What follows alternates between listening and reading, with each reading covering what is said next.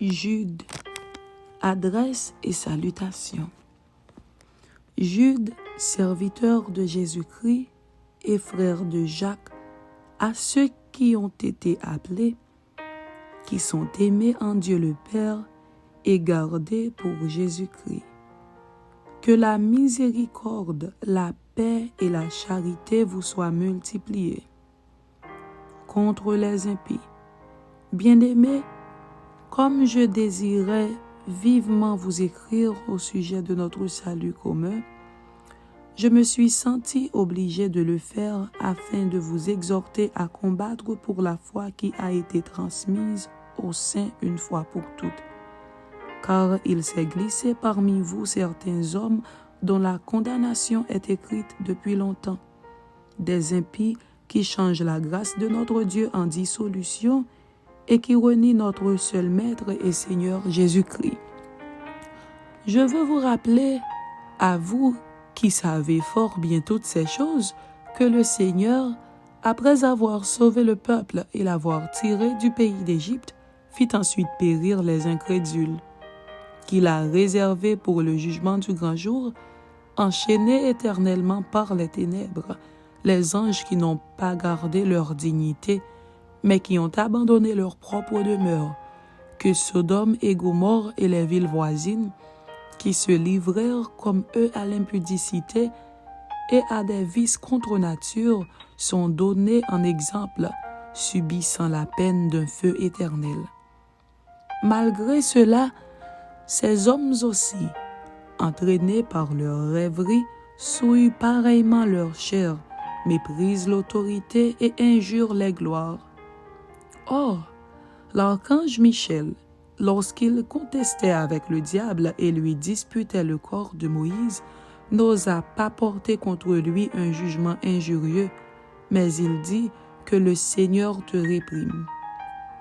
Eux, au contraire, ils parlent d'une manière injurieuse de ce qu'ils ignorent et ils se corrompent dans ce qu'ils savent naturellement comme les brutes.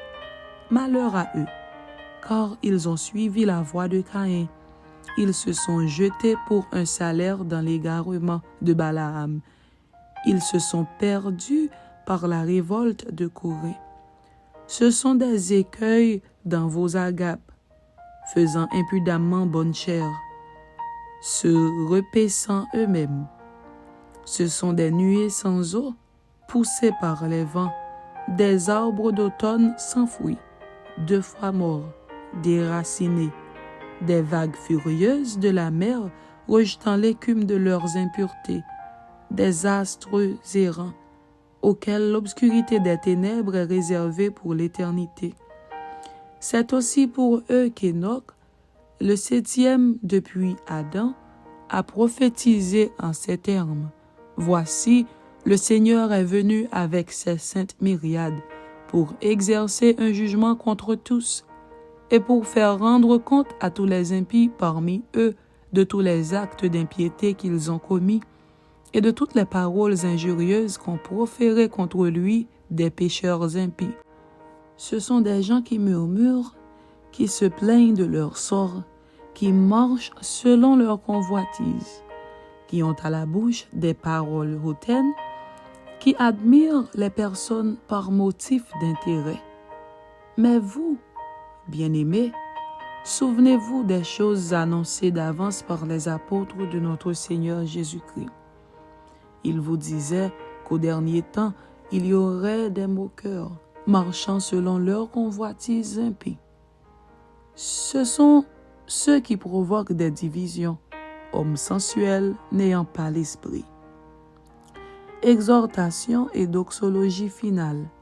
Pour vous, bien-aimés, vous édifiant vous-même sur votre très sainte foi et priant par le Saint-Esprit, maintenez-vous dans l'amour de Dieu en attendant la miséricorde de notre Seigneur Jésus-Christ pour la vie éternelle.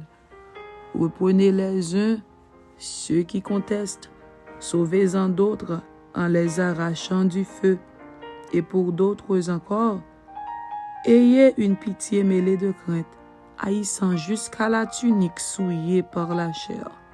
Or, à celui qui peut vous préserver de toute chute et vous faire paraître devant sa gloire irrépréhensible et dans l'allégresse. À Dieu seul, notre Sauveur, par Jésus-Christ notre Seigneur, soit gloire, majesté, force et puissance, dès avant tous les temps, et maintenant, et dans tous les siècles. Amen. Amen.